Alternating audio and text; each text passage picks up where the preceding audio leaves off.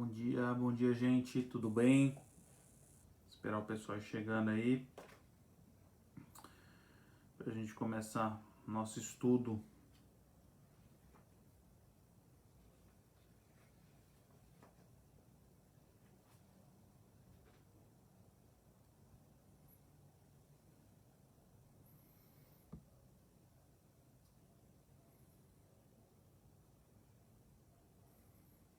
Bom dia, dona Tere. Tá bom o áudio aí?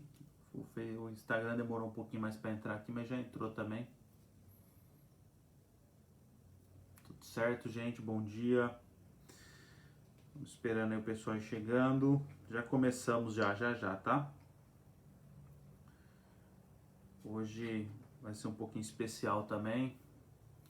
A gente vai trabalhar 2 perguntas hoje, mas eu prometo que a gente não vai duplicar o tempo também, tá bom? Pode ficar tranquilo. Bom dia, Flavinha. Tudo certo aí no áudio, aí no Face, no Instagram. Quem tá acompanhando a gente, vai dando ok. Bom dia, mãe, tudo bem? Débora também tá aqui com a gente.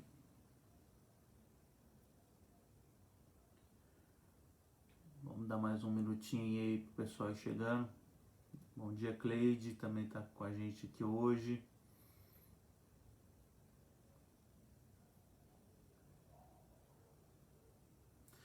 Como eu tava falando, né, hoje a gente vai trabalhar 2 perguntas, mas a gente não vai, vamos dizer assim, duplicar o tempo não, tá? Prometo que a gente vai respeitar o tempo da live aqui, sem tomar muito tempo, né, de todos aqui. Mas isso é importante porque a gente começou o catecismo, o estudo do Catecismo Nova Cidade, né? Que é esse livro aqui, ó. A gente está fazendo estudo todos os domingos, né? Perguntas e respostas. A gente começou ele em fevereiro e nosso objetivo é terminar esse ano ainda. E são 52 perguntas. E dessas 52 perguntas, a gente não conseguiria terminar esse ano, invadiria aí o ano de 2022 para a gente concluir. Então a ideia, em alguns casos, a gente vai conseguir trabalhar uma, ou melhor, 2 perguntas, tá? Então, mas a gente vai sempre estar levando em consideração aí também a questão do tempo para também não sobrecarregar demais, não pesar muito, mas preservando o conteúdo, que é o mais importante, né? Preservando a qualidade do estudo, que é o que a gente tem prezado aqui. E hoje a gente vai estudar a pergunta 18, né? Nós estudamos a última pergunta que a gente estudou era o que é idolatria, né? Vamos lembrar, né? A gente veio por o que é pecado, depois o que é idolatria, e agora a pergunta 18 é: Deus permitirá que nossa desobediência e idolatria passem sem punição? E a pergunta 19, que é a seguinte, que a gente vai responder depois, é: existe como escapar do castigo e ser trazido de volta ao favor de Deus? Então elas vão se conversar, né? Então a gente consegue trabalhar elas bem. Uma vez você põe um copo de água para mim? Obrigado, filho. Então vamos lá, vamos orar para a gente começar? Já estamos aí com 4 minutinhos. Vamos orar para a gente dar início. Pai, nós te agradecemos por essa manhã, muito obrigado por tudo que o Senhor tem feito nas nossas vidas, pelo cuidado que o Senhor tem tido conosco. Nós te louvamos e te exaltamos e declaramos que só Tu és Senhor, Pai, que não há outro além de Ti. Nós nos rendemos aos Seus pés, declaramos o Seu senhorio sobre as nossas vidas, Pai. Te pedimos, perdoa os nossos pecados, perdoa todas as nossas falhas, nossos erros, Senhor. Nós clamamos pela Tua misericórdia, pelo Teu perdão nessa manhã, Pai. Purifica-nos, Senhor, com o Teu Espírito Santo. Prepara o nosso coração, que seja um coração agora como uma terra fértil, para aquilo que o Senhor tem a ministrar aos nossos corações. Deus, é o que nós te pedimos, crendo que Tu és poderoso para fazer isso, Senhor, e realizar da melhor forma, da forma que o Senhor deseja. Em nome de Jesus. Amém e amém. Vamos lá, então. Primeiro, né? Primeira pergunta, então, que a gente vai estudar hoje. Deus permitirá que nossa desobediência e idolatria passem sem punição? É uma pergunta justa, né? Não tenho dito, né? Uma pergunta honesta, né? Vamos dizer assim, né? Nós estávamos falando sobre idolatria, falando sobre pecado. Então nós temos essa pergunta, que é uma pergunta bem honesta. Agora que eu sei o que é idolatria, o que eu sei o que é pecado, né? Deus vai permitir que eu cometa os meus pecados, que eu viva a minha vida em desobediência a Ele, né? Lembrando que a gente definiu um pouco do pecado, isso, né? Sobre uma rebeldia a Deus, sobre uma desobediência, né?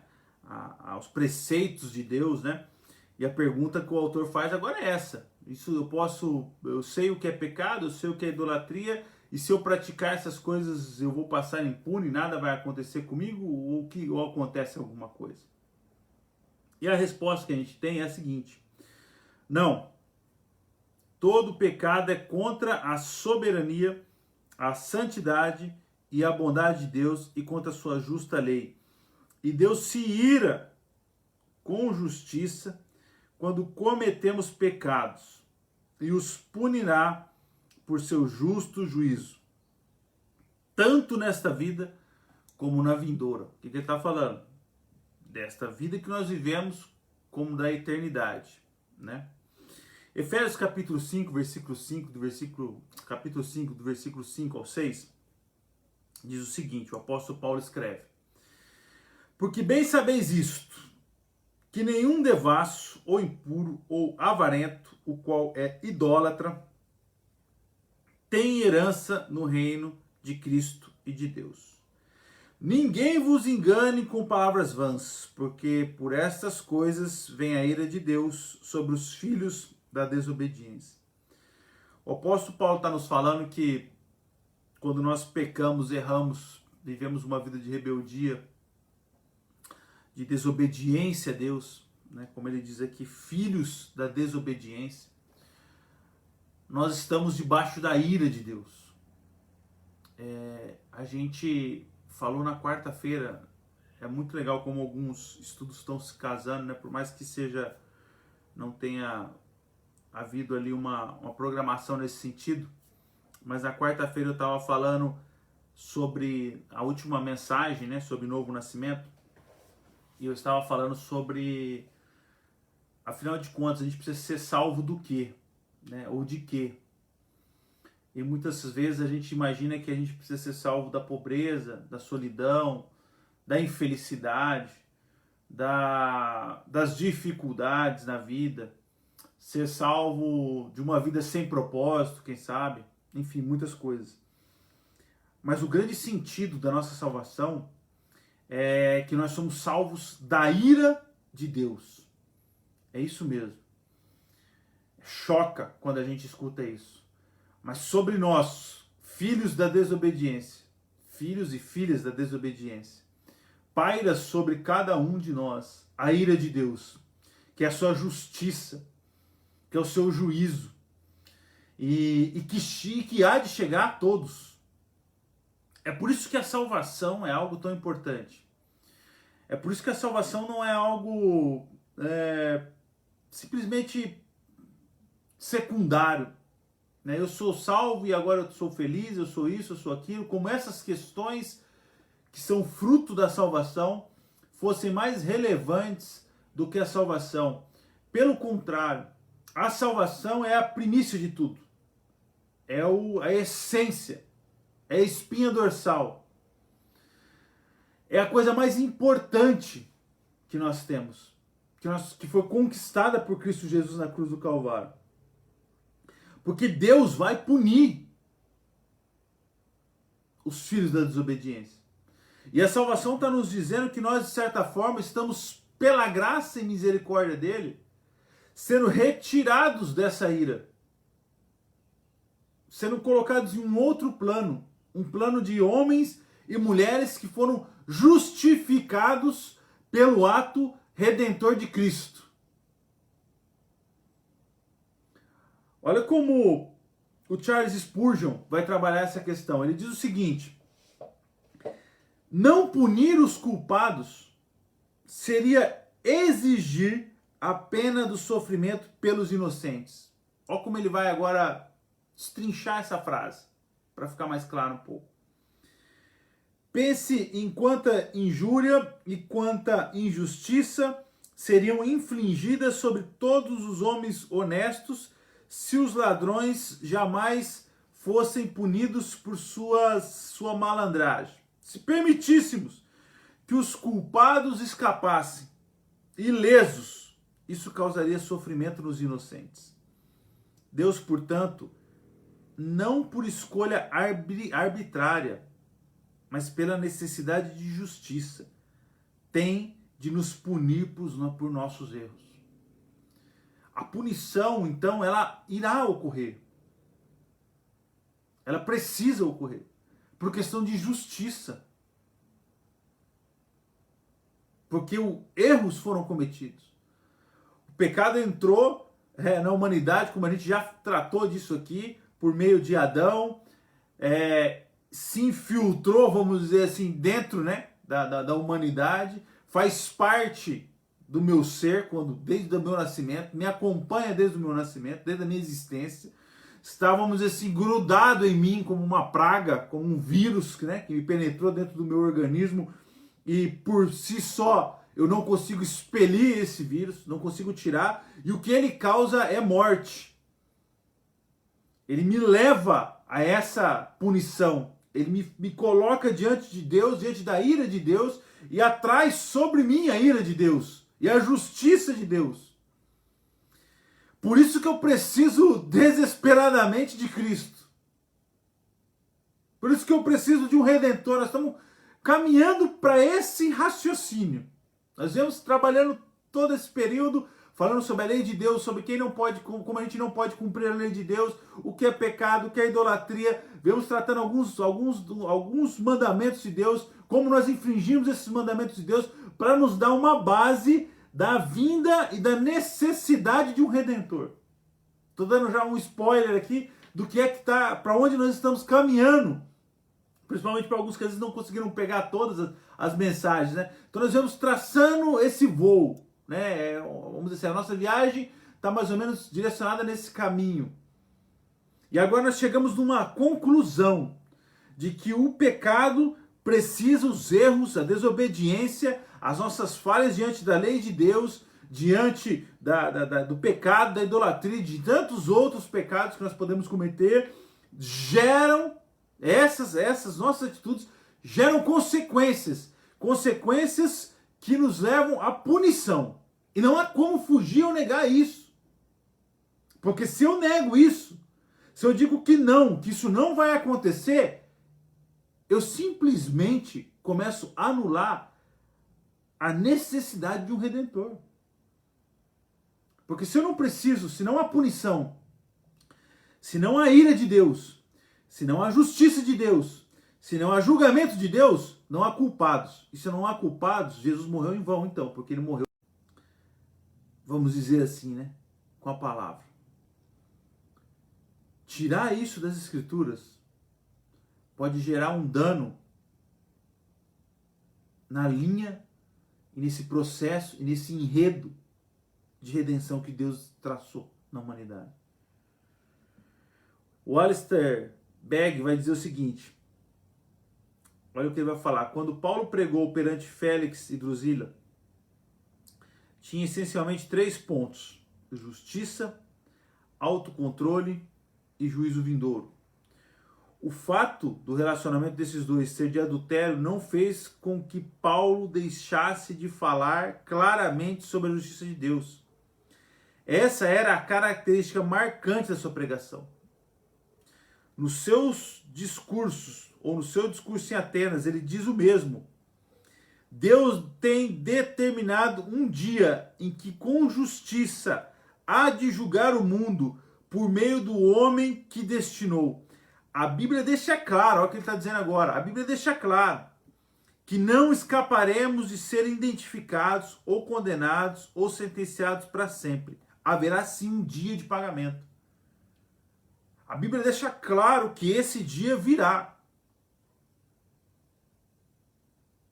Inclusive, se você ler o Apocalipse, você vai enxergar um pouco disso lá. A ideia de que Deus é bondoso demais para condenar o pecado e que todo mundo, no final das contas, irá para o céu, não encontra base na Bíblia. Eu sei que às vezes a gente olha para algumas pessoas que a gente gosta e que talvez a gente entenda que elas ainda não reconheceram o seu estado pecaminoso e reconheceram em Cristo o seu Redentor. E talvez por isso a gente tente, de alguma forma, transformar o Evangelho em algo que possa incluir aqueles que amamos e que, quem sabe, não estão salvos. Entretanto, não é assim que a Bíblia trata. Isso pode acalmar a nossa alma, pode trazer talvez um descanso para a nossa alma, no sentido de achar que todos, no final das contas, né, vão ser salvos e que não serão julgados pelos seus erros e pelas suas falhas, como nós seremos também. Mas isso não encontra base bíblica. Não encontra fundamento escriturístico.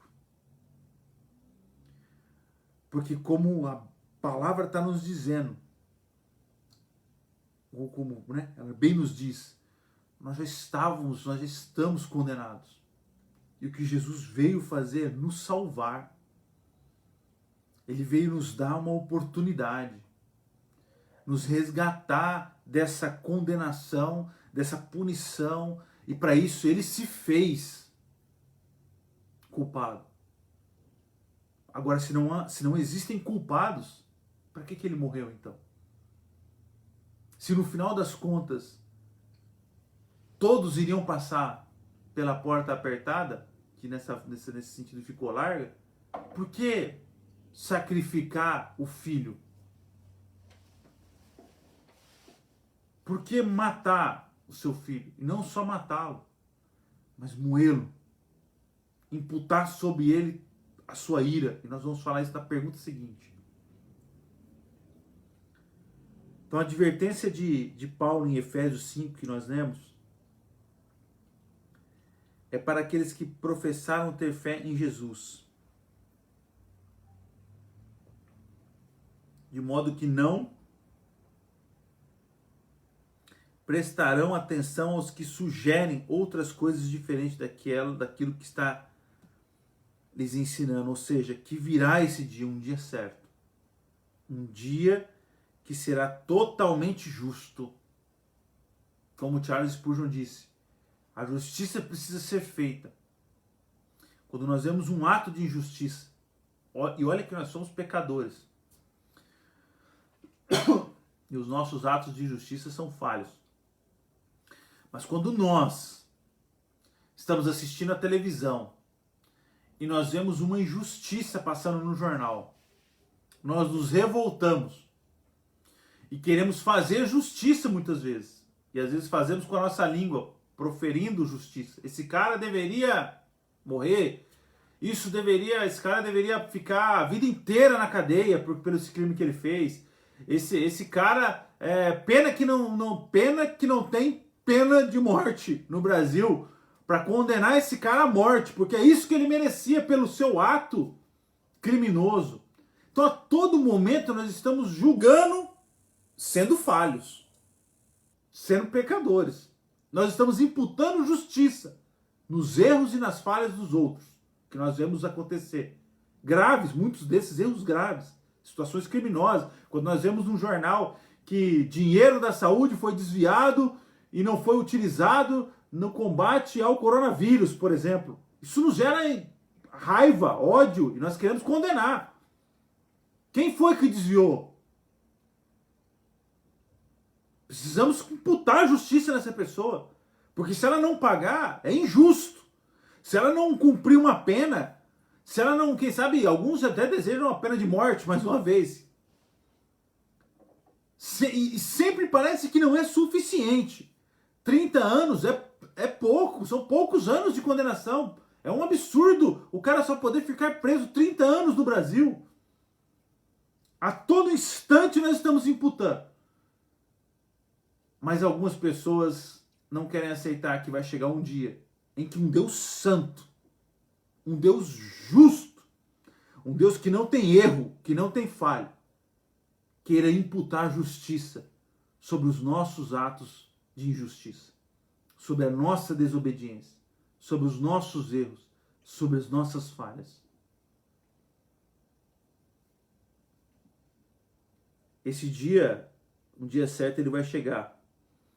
Um dia totalmente justo, um dia em que o juízo será absolutamente final, onde a justiça reinará e todo ato de injustiça será condenado, inclusive esse que nós assistimos na televisão e condenamos, e inclusive esses que nós assistimos na televisão e que não são condenados e que escapam e que a gente fala não há justiça nesse mundo.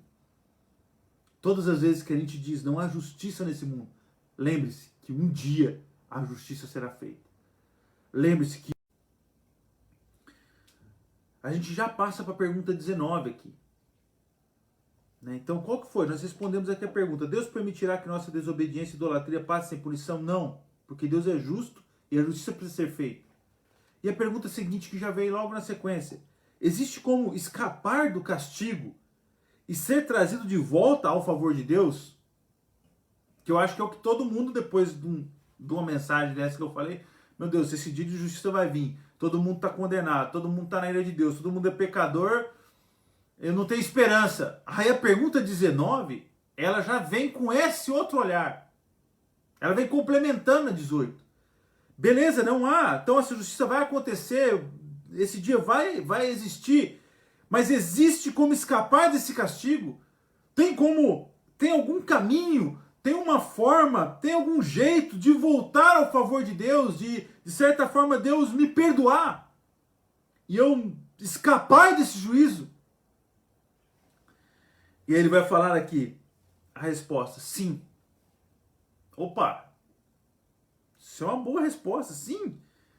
Para satisfazer a sua justiça. Olha agora o que Deus fez. Para satisfazer a sua justiça, o próprio Deus, por sua misericórdia, nos reconcilia com Ele e nos livra do pecado e do castigo pelo pecado por meio de um Redentor. Glória a Deus.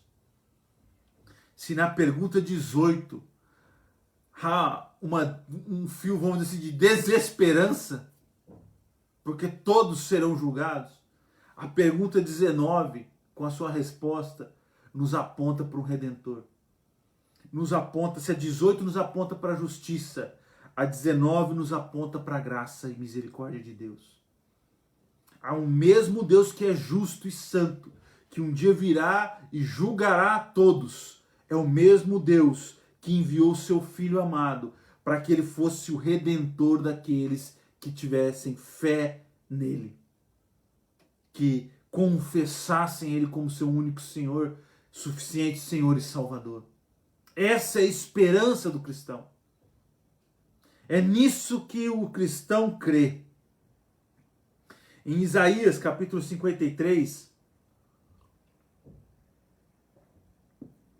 do versículo 10 a 11, ele diz o seguinte. Nós vamos tratar de algumas palavrinhas desses versículos para a gente explicar um pouquinho dessa doutrina. Todavia o Senhor agradou moê-lo,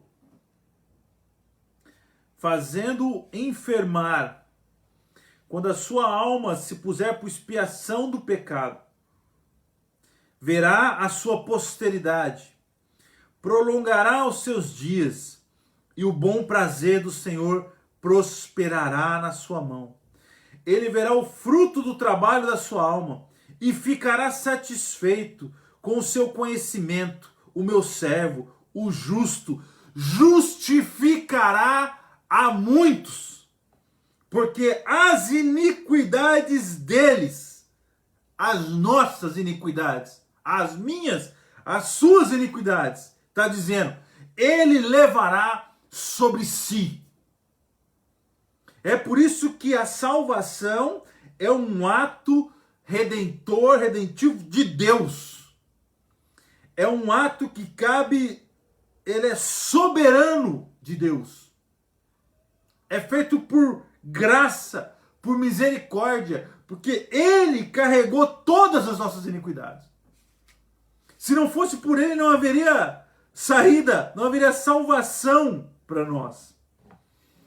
Olha o que o Jonathan Edwards vai comentar. Todas as virtudes do Cordeiro de Deus, sua humildade, paciência, mansidão, submissão, obediência, seu amor e sua compaixão, são exibidas à nossa vista de modo a mover os afetos de quaisquer que possam ser imaginados, pois tiveram sua maior provação, seu mais alto exercício e sua mais alta manifestação, quando ele esteve sob as mais duras circunstâncias, ou seja, em seus últimos sofrimentos inefáveis e sem paralelo, que suportou por seu terno amor e pena de nós. Ali também a natureza odiosa de nossos pecados está manifestada na forma que mais afeta, como vemos, os terríveis efeitos recaem sobre o nosso Redentor, que assumiu responder por nós, sofrendo por eles. O Jonathan Edwards está falando assim, você tem todas as qualidades possíveis, virtudes do nosso Redentor.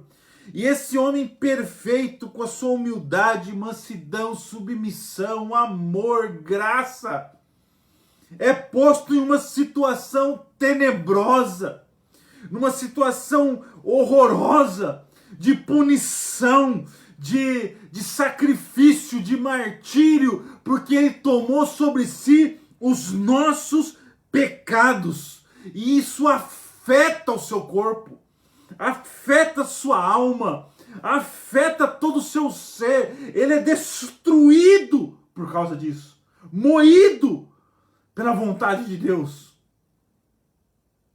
Todas as vezes que nós nos lembramos dos nossos pecados, e talvez isso possa parecer coisa pequena, ou coisa sem valor, ou coisa muito sem sentido, lembre-se do sacrifício de Cristo. Porque se fosse pouca coisa, ele não teria que ter suportado tudo o que suportou.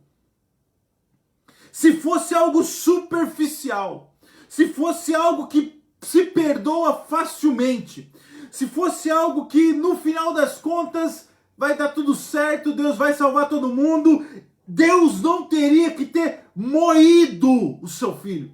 E eu não consigo pensar em outra imagem quando eu falo em moído, em pensar quando você pega um pedaço de carne e coloca naquele moedor, ele tem uma estrutura, uma massa.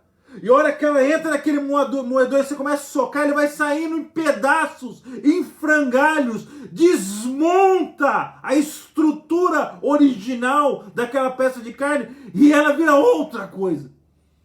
É isso que Deus fez com o seu Filho amado por mim e por você, por causa da justiça dele, por causa do juízo, por causa desse dia que há de chegar, em que todos serão julgados diante de Deus por causa dos seus atos de desobediência, por causa da sua infidelidade com Deus. Mas aqueles que estão cobertos pelo sangue do Cordeiro de Deus, pelo sangue de Cristo, único e exclusivamente, por causa desse sangue vertido na cruz do Calvário, esses e somente estes encontram graça, encontram misericórdia, encontram favor de Deus.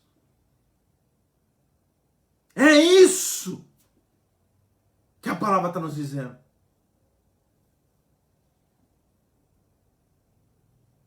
O Jonathan Edwards vai continuar dizendo o seguinte: ali, na cruz, naquele momento tenebroso, a natureza odiosa de nossos pecados está manifestada de forma que mais o afeta. Como vemos os terríveis efeitos que recaem sobre o nosso Redentor, que assumiu, olha aqui, responder por nós. Responder o quê? É como dizer, eu vou responder criminalmente pela minha filha porque ela é menor de idade. Ele se colocou como responsável por nós. Qual é a punição deles? Qual é o erro que eles cometeram? Qual é o juízo que cabe sobre eles? Eu estou aqui para responder por eles. Por essas pessoas. Aqueles que creem em mim. Que acreditam no meu sacrifício. Que acreditam que não foi à toa. Que acreditam que eu morri por eles. Para que eles pudessem ser salvos. E ele vai dizendo, sofrendo por eles, sofrendo por nós. Por mim, por você. Ali temos a mais... Olha o que o Jonathan Edwards vai falando. A gente precisa trazer essa realidade com todas as palavras. Ali temos a mais forte manifestação do ódio de Deus ao pecado. Deus odeia o pecado. Odeia tanto que ele moeu o seu filho. Quando o pecado foi imputado nele.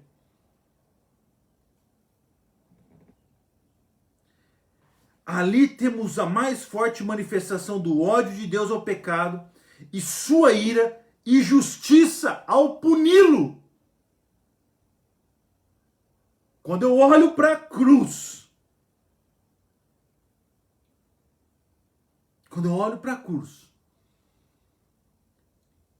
eu preciso ver ali naquele lugar a manifestação do ódio de Deus ao pecado e a sua ira e justiça ao puni-lo, o pecado. E do outro lado, ver a graça e misericórdia de Deus, porque aquilo ali era para mim.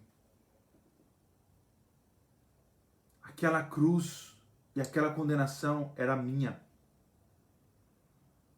Aquela cruz não tinha as medidas de Cristo. Ela tinha as minhas medidas, o meu tamanho.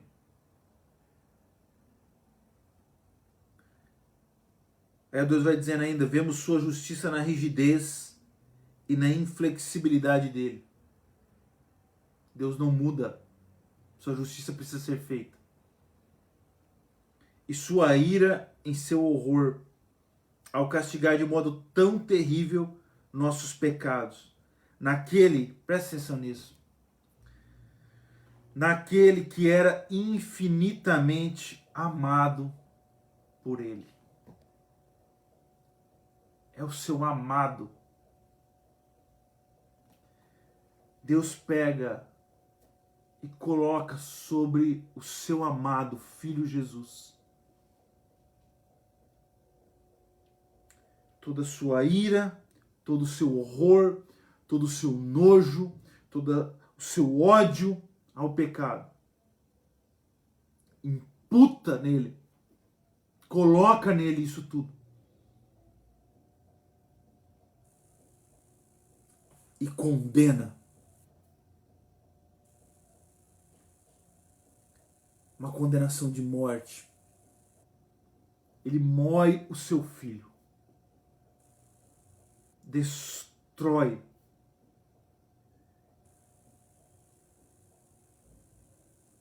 Para que eu e você pudéssemos ter vida. Para que eu e você pudéssemos, no dia do juízo, encontrarmos favor nele. Encontrarmos graça. Encontrarmos redenção.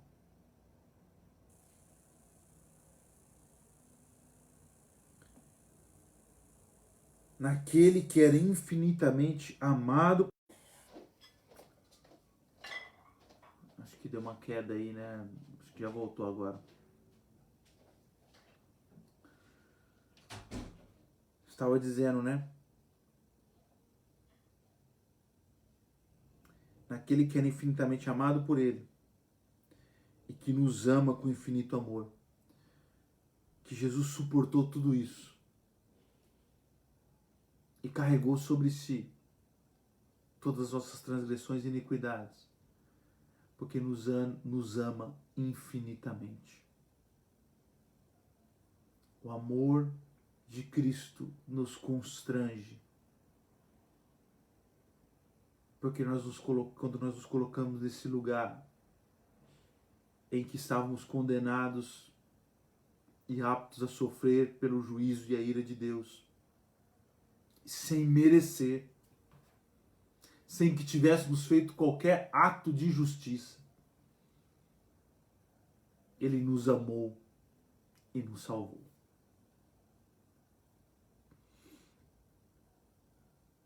Assim Deus dispôs as coisas em nossa redenção e em sua gloriosa dispensações a nós reveladas no Evangelho, como se tudo fosse feito de maneira a ter mais alto acesso a nossos corações, em sua natureza mais terna, movendo nossos afetos com maior sensibilidade e força. Que grande razão temos, portanto, para nos humilhar até o pó, por não sermos mais afetados por isso. A gratidão que nós temos pelo ato redentivo de Cristo Jesus gera em nós esse sentimento de nos humilhar diante dele, de nos lançar aos seus pés, porque nós não tínhamos salvação, nós estávamos perdidos, mas ele nos resgatou. Para a gente já ir caminhando para o final, tem um outro autor aqui, o Edmondson, teólogo, ele diz o seguinte, ele vai comentar Isaías 53, que é o versículo que a gente leu. Deus fez a vida reta de seu servo Jesus Cristo, ele está dizendo, ser uma oferta substitutiva pelos injustos, ou seja, ele substituiu. Preciso entender isso.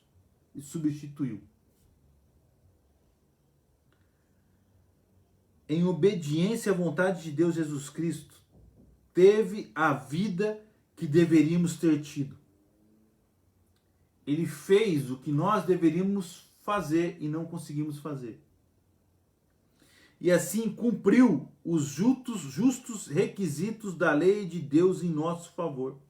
Aquilo que a lei pede, ele cumpriu. É o que nós devemos estar falando. Ele ainda teve a morte que nós deveríamos ter tido. E olha agora o que o Edmondson vai dizer, que eu acho muito, muito legal. Ele diz, a linguagem gráfica de Isaías do servo sendo esmagado e moído nos faz lembrar o pesado preço de nosso pecado. Nos custou caro. Por isso que o apóstolo vai dizer que nós fomos comprados por alto preço. Não foi uma morte instantânea, rápida, não. Foi uma morte com requintes de crueldade. Preço do nosso pecado. Sobre a cruz, Jesus suportou todo o peso da maldição de Deus contra o pecado e satisfez plenamente as exigências da justa condenação de Deus contra o pecado. Temos uma vida reta, que satisfaz a justiça de Deus por nós, e sua morte de expiação, que satisfaz a justiça de Deus por nós. Essa grande troca é o cerne do próprio Evangelho. Jesus fez tudo por nós. Todo o ato de salvação foi feito por Deus, para a glória de Deus. É soberano, pertence a Deus. Não há obras humanas nisso. Não há participação minha nisso.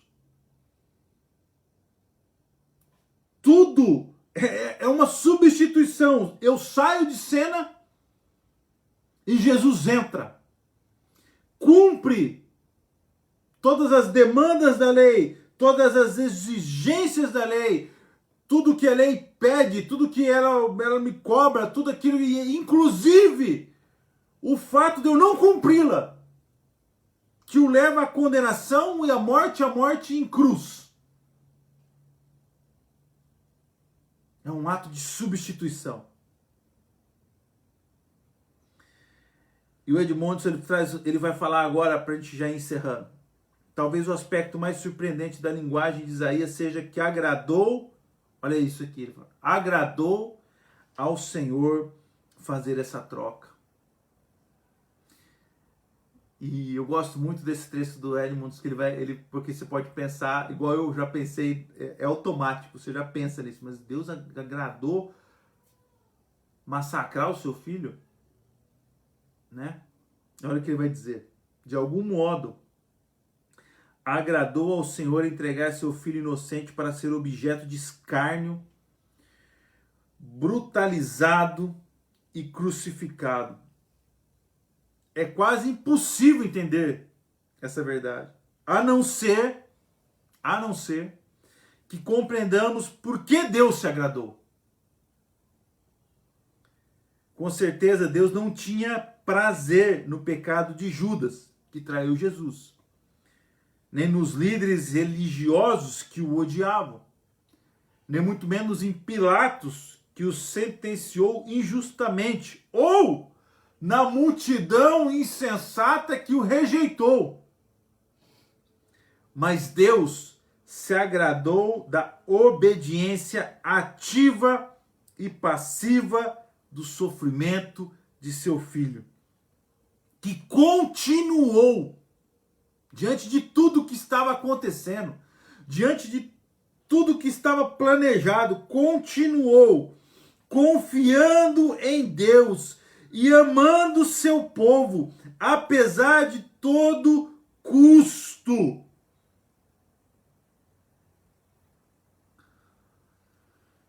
A confiança de Jesus em Deus é algo maravilhoso. É por isso que lá no jardim do Getsemane ele está orando. Ele sabe do que está para vir. Ele fala, Pai, se possível, passa de mim esse cálice. Se tivesse outro caminho, porque isso é o que eu sei o que está chegando.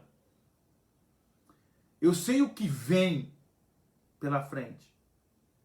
E tempos depois já vem a traição de Judas, o abandono dos discípulos, o escárnio e a zombaria dos sábios, a condenação de Pilatos, o martírio e o sacrifício dele nas mãos dos romanos, a zombaria do povo. Começa a pensar, de certa forma, é para esse povo também que pode encontrar graça que Jesus está morrendo. Se você tivesse a noção de tudo que está por vir, de que as pessoas que você está morrendo para salvar, nas próximas horas, talvez vão te negar, cuspir na tua cara, te abandonar, te xingar e quem sabe te ajudar no martírio, ajudar no seu martírio, te judiando, machucando.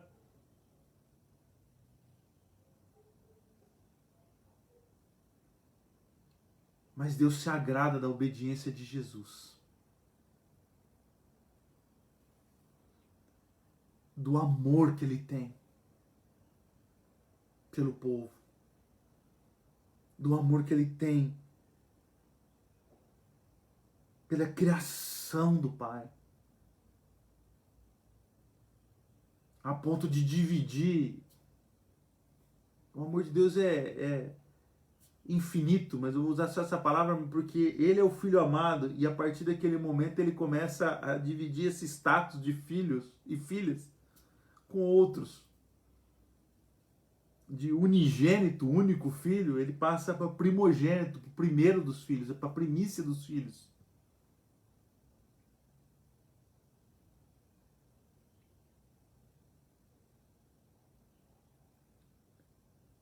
O autor vai dizer ainda, agradou-se de colocar sobre o Filho o seu juízo, a fim de salvar seu povo pecador. O juízo vem, mas Deus tem nos dado, pela sua graça e misericórdia, uma oportunidade. Deus se agradou porque por meio da cruz, o Filho de Deus seria glorificado, seu Filho. O povo de Deus seria salvo.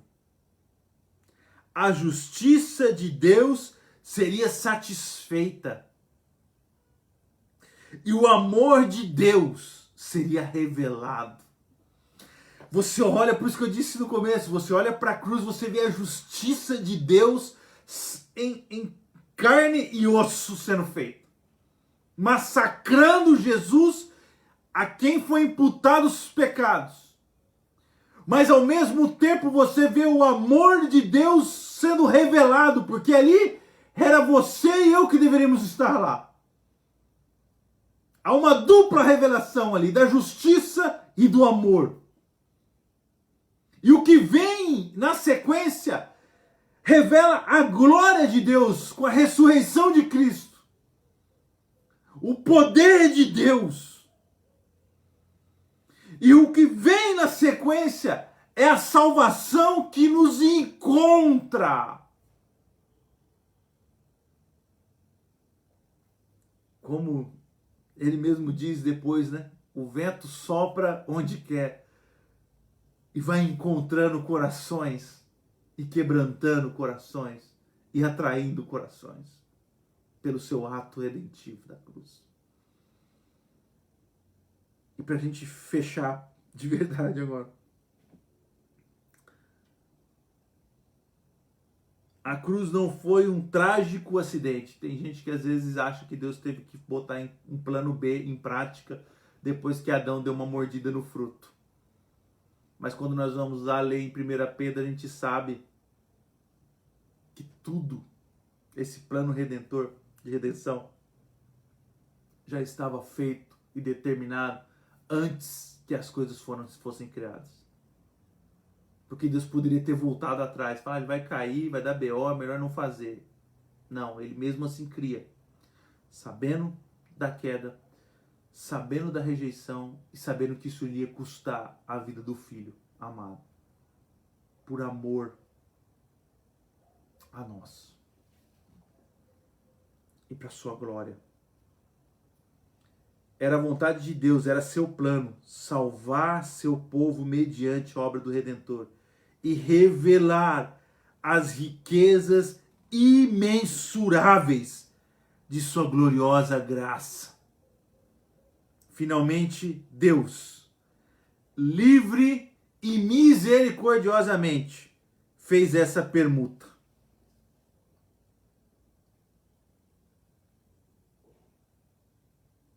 Deus castiga Jesus a fim de nos resgatar. Isso é pura misericórdia. É tudo pela graça. É tudo por Ele, para Ele e por meio dele. Em nome de Jesus. Amém.